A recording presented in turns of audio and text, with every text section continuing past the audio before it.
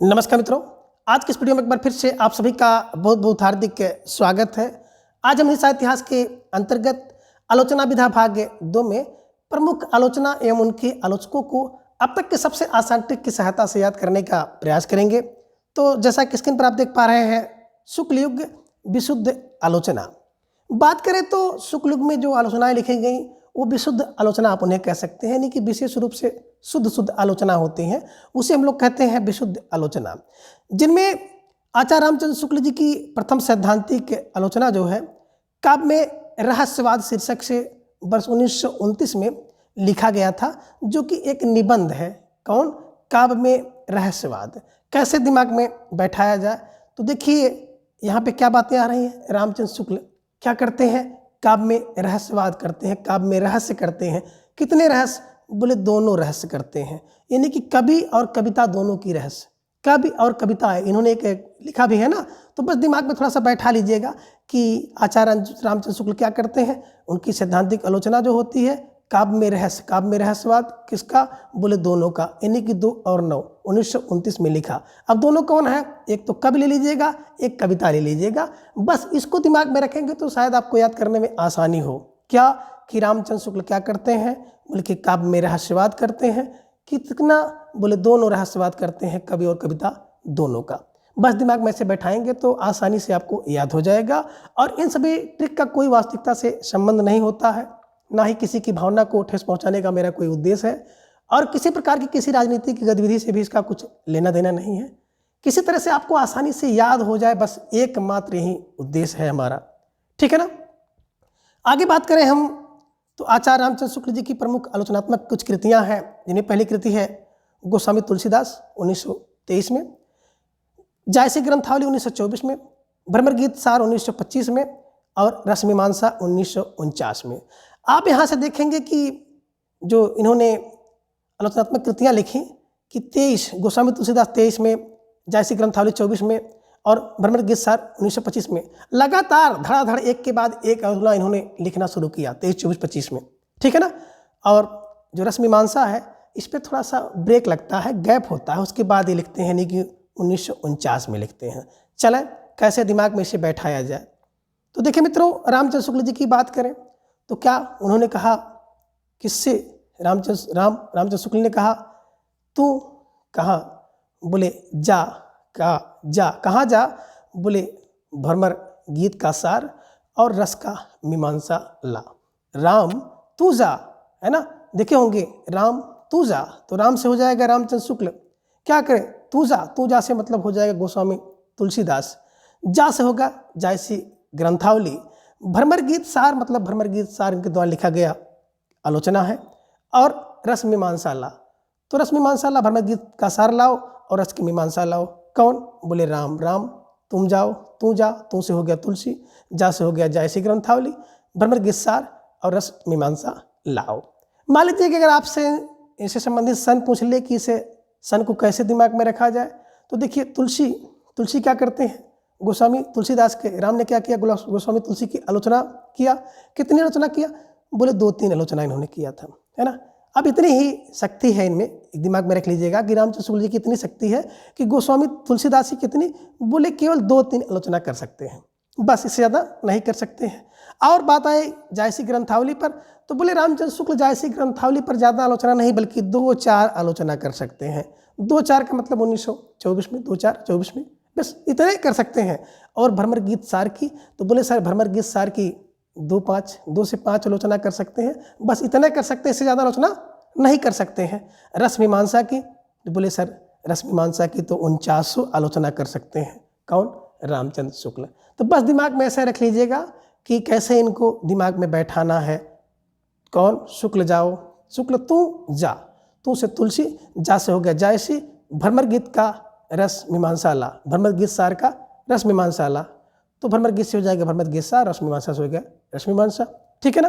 तुलसी के कितने? बोले तुलसी की 2-3 आलोचना कर सकते हैं, जायसी की 2-4 आलोचना कर सकते हैं, भ्रमर गीत से 2 से 5 कर सकते हैं, और रस मीमांसा की तो 49 आलोचना कर सकते हैं। बस दिमाग में ऐसे रखेंगे तो निश्चित रूप से आपको याद करने में सुविधा मिलेगी। और इन सभी वीडियो को कम से कम 4-5 बार आप देखें। इसके पूर्व की सभी वीडियो मैंने जो है चैनल पर अपलोड कर दी है। आप पूरे उपन्यास को देख सकते हैं ट्रिकी वे में, भगा के देखिए। पूरे नाटक को देख सकते हैं, पूरे निबंध, कहानी आदि जो भी विधाएं हैं, हमने हिंदी साहित्य विधा नाम से एक प्लेलिस्ट बना रखी है, उसमें जाकर देख सकते हैं। टीजीटी पीजीटी की एक लिस्ट बनी हुई है, उसमें जाके देख सकते हैं। जैसे भी हो खूब भगा भगा के देखें, इसको याद करें ताकि परीक्षा में जाने से पूर्व आपको सब रटा रटाया है। कम पढ़ो, लेकिन जितना पढ़ो ठोस पढ़ो, तो आप निश्चित रूप से सफल होंगे। ठीक है ना। चलिए आगे हम लोग बात करते हैं रसमीमांसा की। तो रसमीमांसा आचार्य रामचंद्र शुक्ल जी की जो सैद्धांतिक आलोचना मानी जाती है। सैद्धांतिक आलोचना कौन? रसमीमांसा। ठीक है ना। कब? 1949 में लिखी गई है और ये कई बार परीक्षा में पूछी भी गई है, तो इसको भी आप लोग ध्यान में रखिएगा। ठीक है ना। आगे देखिए, आचार्य रामचंद्र शुक्ल ने आलोचना के क्षेत्र में विरुद्धों का सामंजस्य सिद्धांत प्रवर्तन किया, है ना। जब आलोचना के क्षेत्र में आते हैं तो इन्होंने क्या, इन्होंने विरुद्धों का सामंजस्य, यानी कि जो चीज़ें विरुद्ध थी उन सभी विरुद्ध चीज़ों को भी सामंजस्य बैठाने का एक सिद्धांत प्रवर्तन किया।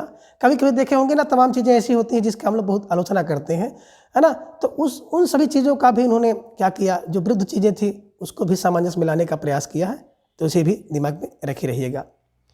आगे आचार्य रामचंद्र शुक्ल जी की अभिव्यक्ति के आधार पर काव्य के दो विभाग देखने को मिलते हैं, जिनमें पहला है कि आनंद की साधना, या आप कह सकते हैं प्रयत्न पक्ष को लेकर चलने वाले, जैसे रामचरितमानस है, पद्मावत का उत्तरार्ध है, हमीर रासो है, पृथ्वीराज रासो है, छत्र प्रकाश है, इत्यादि जो है प्रबंध का। और दूसरी तरफ कह रहे हैं कि आनंद की सिद्धावस्था या उपभोग पक्ष को लेकर चलने वाले काव्य हैं, जैसे सूरसागर है, कृष्ण भक्त कवियों की पदावली है, बिहारी की सत्सई है, रीतकाल के कवियों के फुटकल सिंगारी पद है, रास पंचाध्यायी है, इत्यादि जो वर्णनात्मक काव्य हैं देखने को मिलते हैं। तो बहुत ज़्यादा इनका महत्व नहीं है, बस लगे हाथ में लोगों ने देख लिया, और देखने में कोई बुराई नहीं है, लेकिन बहुत इसके पीछे पड़ने की जरूरत नहीं है।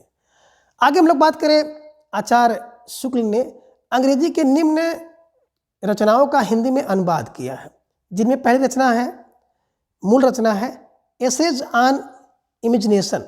किसकी है? एडिसन महोदय की है। इसका अनुवाद इन्होंने किस नाम से किया है? तो देखिए, हम लोग नहीं कहते हैं एसेज ऑन इमेजिनेशन। इमेजिनेशन का मतलब ही होता है, इमेजिनेशन करते हैं ना, कि मतलब कल्पना करना। तो एसेज ऑन इमेजिनेशन यानी कि कल्पना का आनंद नाम से इन्होंने किया। किसकी रचना है? रचना मूल है एडिसन की। तो यहाँ पे दिमाग में रख लीजिएगा, यहाँ पे क्या है? सन है, और यहाँ भी सन है, यानी कि इमेजिनेशन और एडिसन क्या करते हैं? इससे इन्होंने कल्पना का आनंद लिया, यानी कि इमेजिनेशन जहाँ पे देखिएगा और जहाँ पे देखिएगा कल्पना का आनंद नाम से इन्होंने किया है। और वैसे भी हम लोग जानते हैं ना कि ऐसा या आन जो है इमेजिनेशन का मतलब ही होता है ना, कल्पना। तो कल्पना का आनंद किसने? शुक्ल जी ने लिखा। किस कृति का लिखा? एसेज ऑन इमेजिनेशन का लिखा। किसकी मूल रचना है? एडिसन की रचना है। और उसी में से चुराना होगा, चुरा लीजिएगा, सन यहाँ और यहाँ पे कल्पना का आनंद। ठीक है। दूसरी जो मूल रचना है लिटरेचर, किसकी है? John Henry Newman. अब जॉन हेनरी न्यूमैन जी की जो रचना है लिटरेचर का इन्होंने हिंदी में साहित्य नाम से अनुवाद किया। तो लिटरेचर का हिंदी में अर्थ ही होता है साहित्य, बस उसी का इन्होंने अनुवाद कर दिया। किसने? शुक्ल जी ने कर दिया। इसे दिमाग में रख लीजिएगा। अब यहाँ पे थोड़ा सा बैठा लीजिएगा, लिटरेचर कौन? बोले न्यूमैन। जो न्यूमैन होते हैं ना, वो साहित्य को लिटरेचर कहते हैं। न्यूमैन मतलब आज के समय के जो मैन हैं, लड़के हैं, बॉयज़ हैं, जो अंग्रेजी ज़्यादा जानते हैं, तो बस दिमाग में रख लीजिएगा, उस साहित्य को लिटरेचर कहते हैं। बस दिमाग में रखिए, कौन कहता है? बोले न्यूमैन, नई पीढ़ी वाले लोग। बस दिमाग में रख लीजिएगा, आपके दिमाग में बैठ जाएगा। और इसी का लिटरेचर का इन्होंने साहित्य नाम से अनुवाद कर दिया। ठीक है। चले आगे हम लोग चलते हैं। एक नई मूल रचना आपको मिलेगी, प्लेन लिविंग हाई थिंकिंग। किसकी? जॉन हेनरी न्यूमैन की है। अब न्यूमैन क्या कहते हैं? जिसको हम लोग पहले कहते थे आदर्श जीवन, कहते हैं ना, तो उसको नया मन कहता है, जो न्यूमैन है वो कहता है plane living high thinking, plane living high thinking. तो इस नए मन कहते हैं, नई पीढ़ी वाले कहते हैं, इंग्लिश बोलते हैं, उसी को हम लोग कहते हैं भैया आदर्श जीवन। यानी कि प्लेन लिविंग हाई थिंकिंग का इन्होंने आदर्श जीवन नाम से अनुवाद किया था। ठीक है ना। किसकी रचना है? न्यूमैन की है। तो न्यूमैन क्या करता है, प्लेन लिविंग हाई थिंकिंग की बात करता है। पुराने हम लोग आदर्श जीवन की बात करते हैं, यानी कि इसी का अनुवाद किया गया आदर्श जीवन नाम से। ठीक है, चले आगे।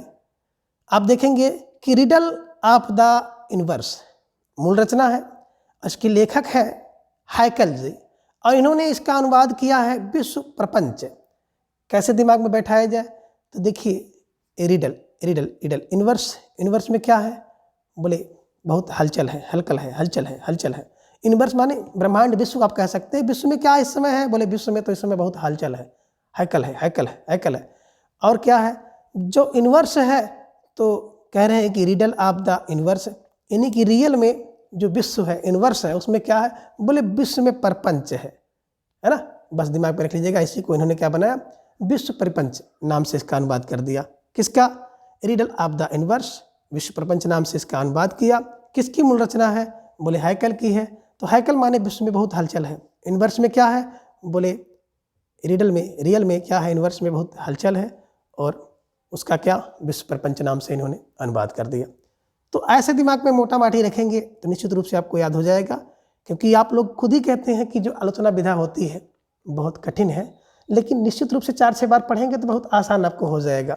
ठीक है ना, चले आगे देखते हैं। जयशंकर प्रसाद ने काव्य और कला तथा अन्य निबंध में कुछ आलोचनात्मक निबंध इन्होंने लिखे हैं, है ना।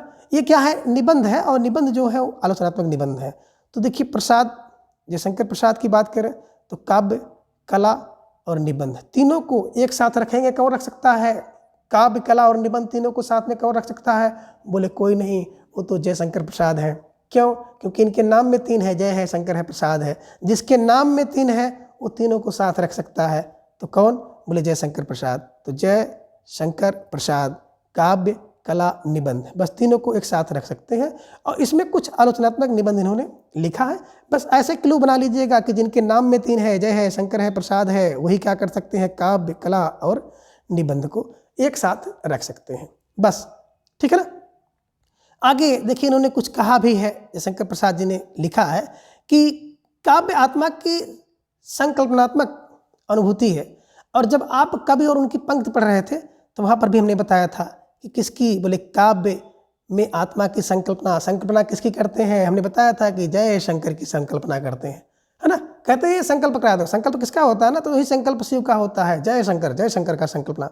तो काव्य आत्मा की संकल्पनात्मक अनुभूति की बात जहाँ पे आएगी, वहाँ पे सीधे आप कहिएगा जयशंकर जी ने लिखा है, ठीक है ना, कहा है।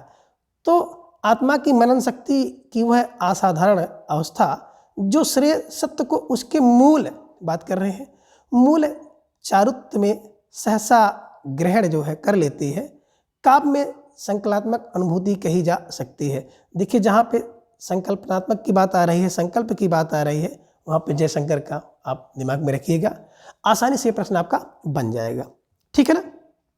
आगे देखें, सुमित्रानंदन पंत जी हैं, प्रथम छायावादी कवि हैं जिन्होंने छायावादी कविता के बचाव में आलोचना लिखी थी। इनको भी आलोचना लिखना पड़ा पंत को, क्यों, देखिए कभी कभी ऐसा होता है ना कि हम लोगों को अपने बचाव के लिए आना पड़ता है, और बचाव के लिए एक दूसरे की आलोचना करनी पड़ती है, सर ऐसा करते हैं, सर वैसा करते हैं, तो अगले को भी आना पड़ता है, अपने बचाव में दूसरे की आलोचना करनी पड़ती है। नहीं मैं तो ऐसा करता हूँ लेकिन अगला ऐसा करता है। तो बस दिमाग में रख लीजिएगा कि पंत भी प्रथम छायावादी कवि हैं, है ना, जिन्होंने आलोचना लिखी है। और आलोचना क्यों लिखी, क्योंकि छायावादी कविता के बचाव के लिए पंत को आलोचना लिखना पड़ता है। ठीक है ना। अब पंत के जो बात करें, पल्लव के प्रवेश को छायावाद का घोषणा पत्र माना जाता है। आपने पढ़ा है, कई बार देखा होगा ना कि पासे पल्लव पासे पंत, और पासे पल्लव पासे पंत है, तो इसी को क्या कर दिया गया, घोषणा पत्र। पत्र यहाँ भी है, देखिए पापा को सब मिला दीजिएगा। बोले सर पासे पंत, हाँ बिल्कुल, पासे पंत तो पासे पल्लव भी होगा, और पासे पत्र भी होता है, उसी पत्र को पल्लव भी आप कहते हैं। बस दिमाग में बैठा लीजिएगा, पत्र पल्लव, पत्र पल्लव, है ना। कभी कभी दिमाग से निकल जाता है किसको घोषणा पत्र कहा गया है, पंत जी का। तो पासे पल्लव, पासे प्रवेश और पासे पत्र, घोषणा पत्र, सब पापा है, यानी कि पा की घात 4, पा की घात 4, ठीक है ना। तो पासे पंत, पासे पल्लव, पासे प्रवेश को, उन्हीं का, पल्लव का प्रवेश जो है उसी को पासे पत्र कहा गया। कौन पत्र कहा गया, जिसको आप अच्छी तरह जानते हैं, घोषणा पत्र कहा गया, मैनिफेस्टो कहा गया है। ठीक है ना। चलिए आगे बात करते हैं कि पंत के अनुसार बात करें तो कविता हमारे परिपूर्ण क्षणों की बाणी है। और जब हम लोग काव्य और उनकी पंक्तियां पढ़ रहे थे तो हमने कहा था कि पासे पंत पासे परिपूर्ण क्षण। परिपूर्ण क्षण में कौन? बोले परिपूर्ण क्षण में तो भैया पंत ही याद आएंगे। क्यों पंत आ जा रहे हैं? क्योंकि पासे पल्लव पासे पंत, पासे कौन? प्रवेश, और पात से पत्र। ये भी दिमाग में रखिएगा। ऐसे जब भी कहीं आप बैठिए बस इसको गुनगुनाते रहिए, निश्चित रूप से आपको बहुत हेल्प मिलेगी। और एक समय ऐसा आ जाएगा कि सारी रचनाएं जो हैं आपको घंटों में याद हो जाएंगी, सब पूरी रचना जितनी भी है। ठीक है ना। आगे देखिए पंत की अन्य आलोचनाएं। पंत आलोचना जिसमें गद्य पद्य है 1953 में। शिल्प और दर्शन की बात करें तो 1961 में। छायावाद पुनर्मूल्यांकन 1965 में। देखिए बड़ी मोस्ट इंपॉर्टेंट है छायावाद पुनर्मूल्यांकन। एक बार पूछी गई थी, शायद मैं भी किसी परीक्षा में बैठा था और ये पूछा गया था कि छायावाद एक पुनर्मूल्यांकन 1965 में पंत जी द्वारा लिखा गया है। तो कैसे दिमाग में रखें? देखिए ये पंत है, तो पंत है कौन? पंत वही पासे पल्लव वाले पंत हैं। तो पंत जी क्या कर सकते हैं? बताए सर ये तो गद्य और पद्य दोनों में आलोचना कर सकते हैं, गा करके भी, कविता में भी और गद्य में भी। गद्य पद्य में दोनों, बोले पंत पंत ही है ना।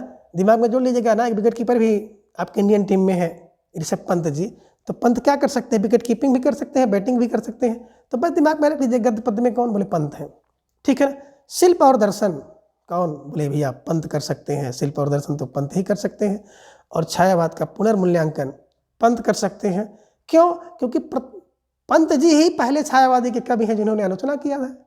ठीक है। आलोचना क्यों किया? छायावाद के बचाव में किया है। तो छायावाद पुनर्मूल्यांकन, छायावाद का पुनर्मूल्यांकन, फिर से मूल्यांकन कौन किया?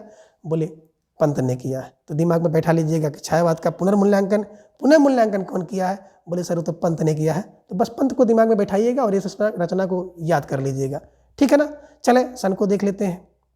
अब गद्य पद्य में कितने? बोले गद्य पद्य में आलोचना कौन कर सकता है? पंत कर सकते हैं। कितना? बोले 53 आलोचना कर सकते हैं। शिल्प और दर्शन बोले 61 शिल्प और दर्शन कर सकते हैं पंत। और पुनर्मूल्यांकन 65 पुनर्मूल्यांकन कर सकते हैं। छायावाद पुनर्मूल्यांकन कौन? बोले पंत ही कर सकते हैं, 65 के हैं। तो ऐसे बैठाते चलिए। ठीक है ना। आगे देखिए आपको एक छायावादी बड़े प्रसिद्ध कवि दिखाई दे रहे हैं, सूर्यकांत त्रिपाठी निराला जी। इन्होंने लिखा है कविता प्रवेश की पुकार है। कविता प्रवेश की पुकार है। हमने बताया था ना कि जब किसी परिवेश में कोई पुकारता है, परिवेश में कोई बुला देता है तो बड़ा निराला लगता है।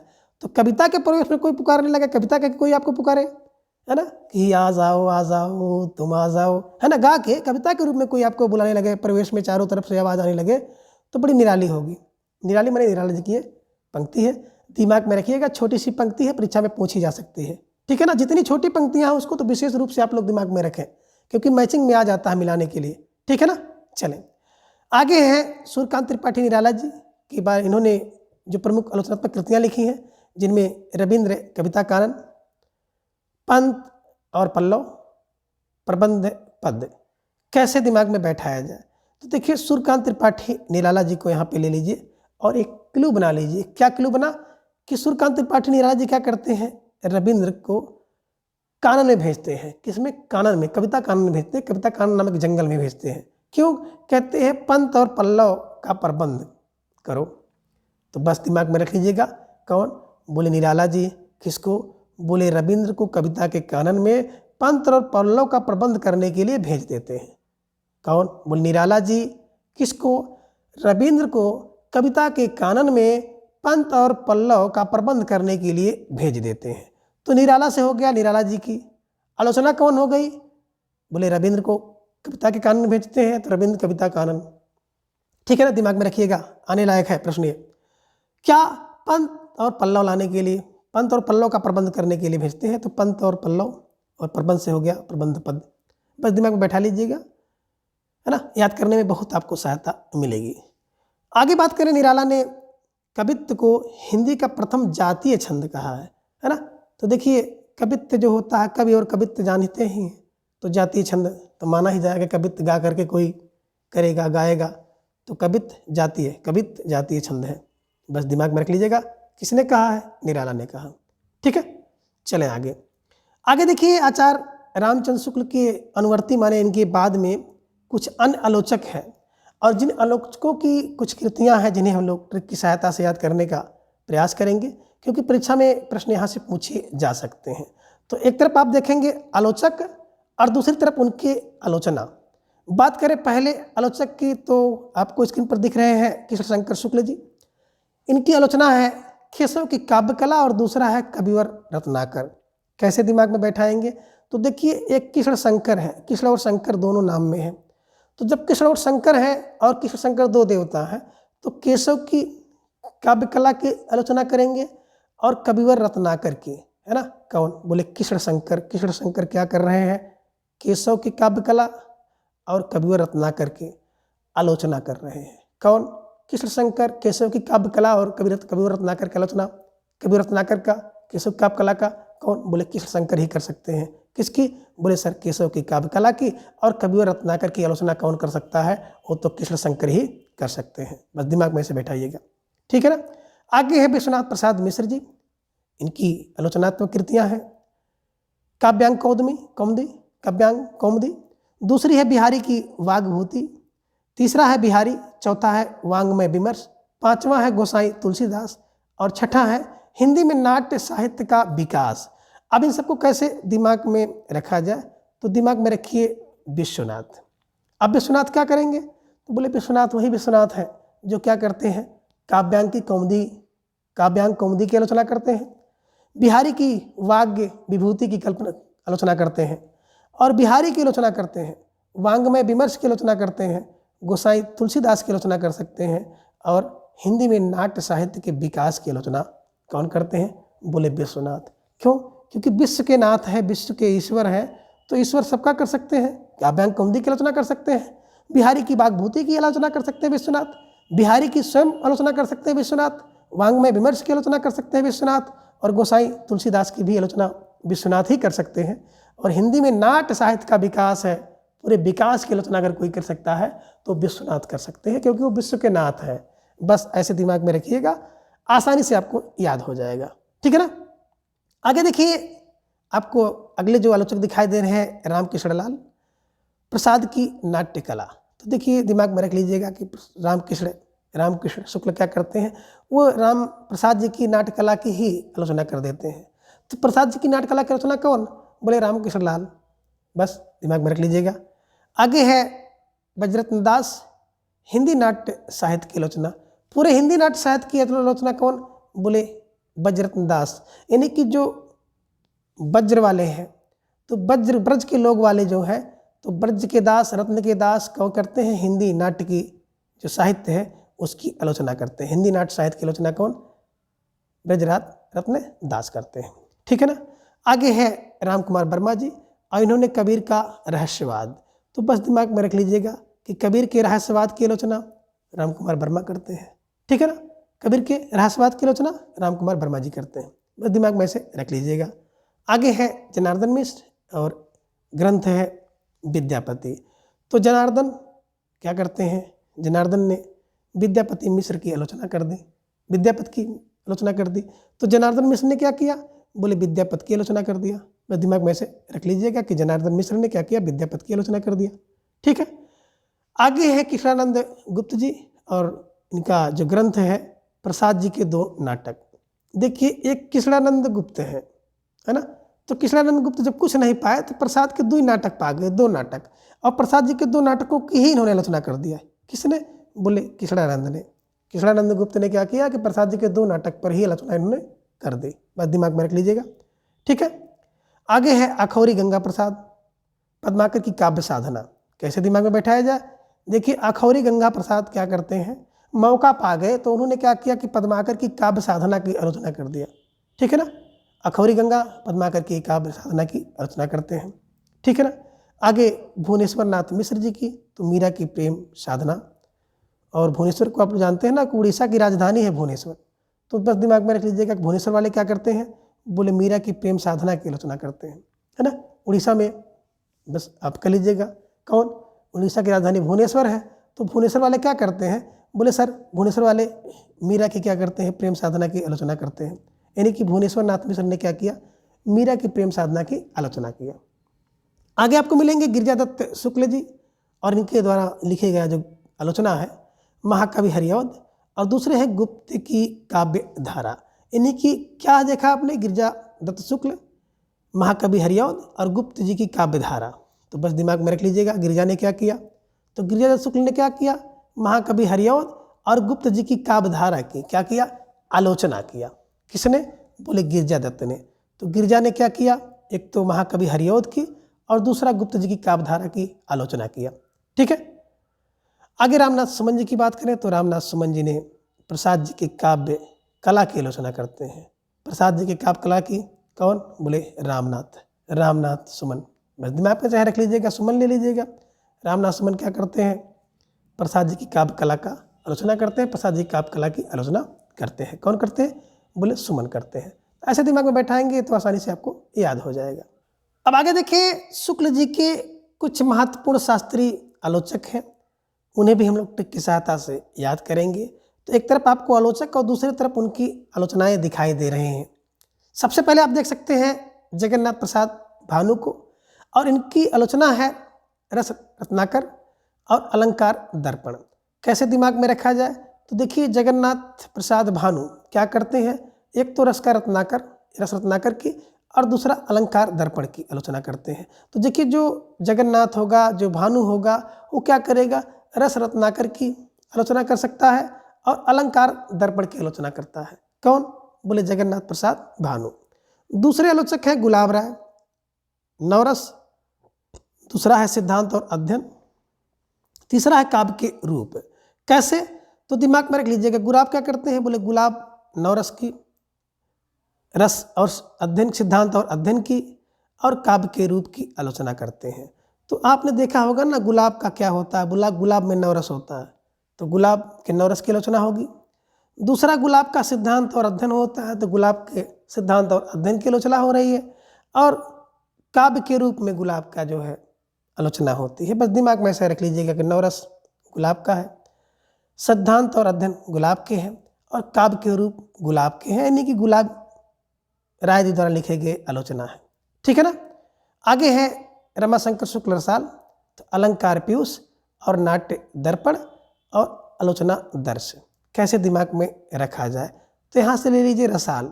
रसाल क्या होता है, बोले अलंकार पीयूष जो है बहुत रसाल होता है, तो इसकी आलोचना होगी। दूसरा है कि नाट्य दर्पण बहुत रसाल होता है, तो इसकी भी आलोचना होती है। और आलोचना दर्श क्या होता है, रसाल होता है, तो आलोचना दर्श की भी आलोचना होती है। बस दिमाग में रख लीजिएगा, एक तो रसाल किसकी आलोचना, अलंकार पीयूष की करते हैं, दूसरा रसाल नाट्य दर्पण की आलोचना करते हैं, और तीसरा आलोचना दर्श की आलोचना रसाल जी ने की है। ठीक है ना। आगे किशोरीदास वाजपेयी की बात करें तो रस और अलंकार, तो रस और अलंकार का सबसे ज़्यादा आलोचना कौन कर सकता है, तो एक किशोरी होती है। बस दिमाग में रखिएगा, रस की और अलंकार की। देखे होंगे ना कि कहा गया है कि नारी न मोह है नारी के रूपा, यानी कि कितना भी कोई सुंदर पहन ले ओढ़ ले, लेकिन एक किशोरी जो लड़कियां होती हैं ना, उनके रस और अलंकार पर जरूर आलोचना कर देंगे कि ऐसा नहीं ऐसा है, वैसा नहीं वैसा है, इनके ऊपर ये ठीक लगता वो ठीक लगता, जैसा भी होता। तो बस दिमाग में बैठा लीजिएगा कि किशोरी क्या कर देती हैं, रस और अलंकार पर आलोचना कर ही देती हैं। ठीक है ना। आगे बात करते हैं कन्हैया लाल गुप्त चरित्र चित्रण। बस दिमाग में रख लीजिएगा ना, अगर किसी व्यक्ति को कन्हैया कह दिया जाए तो आप तुरंत जान जाते हैं कि कन्हैया का मतलब हो गया रसिया। क्या हो गया, रसिया। तो बस चरित्र और चित्रण का आलोचना कौन, कन्हैया लाल के। बस दिमाग में रख लीजिएगा, जहाँ पर देखिए कन्हैया लाल वहाँ पर चरित्र चित्रण देख लीजिएगा। तो चरित्र और चित्रण की आलोचना कन्हैया लाल की होती है। अगर आपको कोई कन्हैया कह देता है तो आप बहुत नाराज हो जाते हैं, क्योंकि आप सीधा उसका अर्थ क्या लेते हैं, रसिया से ले लेते हैं। तो बस दिमाग में रख लीजिएगा, कन्हैया लाल के चरित्र और चित्रण की आलोचना होती है। ठीक है ना। आगे है पुदुमलाल पुन्नालाल बख्शी जी, और इनके द्वारा लिखी गई आलोचना है विश्व साहित्य और साहित्य विमर्श। बस दिमाग में रखिएगा। तो देखो लाल लाल क्या होता है, बोले सर लाल लाल विश्व साहित्य और विश्व साहित्य विमर्श। ठीक है ना। तो पुदुमलाल क्या करते हैं, विश्व साहित्य और विश्व साहित्य विमर्श की आलोचना करते हैं, है ना। देखिए कोई पुदुमलाल है, और पुदुमलाल जी क्या करते हैं, पहले तो विश्व साहित्य पर आलोचना करते हैं और फिर विश्व साहित्य के विमर्श पर आलोचना करते हैं। तो दिमाग में रख लीजिएगा, विश्व साहित्य और विमर्श पर आलोचना कौन कर सकता है, पुदुमलाल पुन्नालाल बख्शी जी कर सकते हैं। और आगे है सेठ गोविंद दास नाट्यकला मीमांसा। तो बस दिमाग में रख लीजिएगा कि सेठ गोविंद दास क्या करते हैं, नाट्यकला की मीमांसा की आलोचना करते हैं। नाट्यकला में जो मीमांसा है उसकी आलोचना कौन, बोले सेठ गोविंद दास करते हैं। बस दिमाग में ऐसे रखिएगा, है ना। याद करने में बहुत आपको सुविधा होगी। ठीक है, आगे पुरुषोत्तम लाल की बात करें तो इनके द्वारा लिखा गया जो आलोचना है आदर्श और यथार्थ। ठीक है ना, देखिए जो पुरुषों में उत्तम होगा वो आदर्श होगा और यथार्थ होगा, है ना। जो भी व्यक्ति क्या होता है पुरुषों में उत्तम होगा वो आदर्श और यथार्थ होगा, बस, है ना। और उसकी भी आलोचना हो जाती है, तो दिमाग में रख लीजिएगा। ठीक है ना, आगे है विनोद शंकर व्यास जी और इनके द्वारा लिखा गया आलोचना है कहानी कला। तो बस विनोद शंकर की क्या होती है, कहानी कला की आलोचना हो जाती है। तो विनोद शंकर की कहानी कला की आलोचना हो जाती है, बस। आगे है लक्ष्मी नारायण सिद्धांशु और इनके द्वारा लिखी गई जो आलोचना है काव्य में अभ्यंजनावाद 1936 में, जीवन के तत्व और काव्य के सिद्धांत 1942 में। कैसे दिमाग में बैठा है, तो देखिए जो लक्ष्मी और नारायण, है ना, इनके काव्य में अभ्यंजना की आलोचना होगी, काव्य में अभ्यंजना की आलोचना होती है। जीवन के तत्व और काव्य के सिद्धांत की आलोचना होती है। तो देखे होंगे ना, जो लक्ष्मी और नारायण है इन्हीं की अभ्यंजना होती है, तो इनकी अभ्यंजना की आलोचना होगी। और जीवन के जो तत्व है और जो काव्य के सिद्धांत है वो लक्ष्मी और नारायण की देन है, तो इसकी भी आलोचना होती है। ठीक है, आगे राम कुमार वर्मा जी की बात करें तो साहित्य शास्त्र 1955 में इन्होंने लिखा और साहित्य समालोचना 1938 में लिखा। तो देखिए जो राम कुमार वर्मा जी हैं ये क्या करते हैं, साहित्य शास्त्र की आलोचना कितने बोले बचपन से करते हैं। और दूसरा किसकी बोले समालोचना, साहित्य की समालोचना कब करते हैं, बोले 38 से करते हैं। बस दिमाग में रख लीजिएगा, कौन बोले साहित्य शास्त्र की आलोचना बचपन से करते थे और साहित्य समालोचना राम कुमार 1938 से करते थे, यानी 38 वर्ष की उम्र से करना शुरू कर दिए थे साहित्य समालोचना। तो इस प्रकार से आप कह सकते हैं कि रामचंद्र शुक्ल द्वारा लिखा गया साहित्य शास्त्र एक आलोचना ग्रंथ है और दूसरा साहित्य समालोचना इनके द्वारा लिखा गया ग्रंथ है। तो इस प्रकार से इन सभी ट्रिक की सहायता से आप इन सभी जो आलोचना और उनके आलोचकों को आसानी से याद कर सकते हैं। तो आज के इस वीडियो में बस इतना, अगले वीडियो में हम इसके अगले भाग को जानेंगे। तब तक के लिए धन्यवाद, नमस्कार, बाय।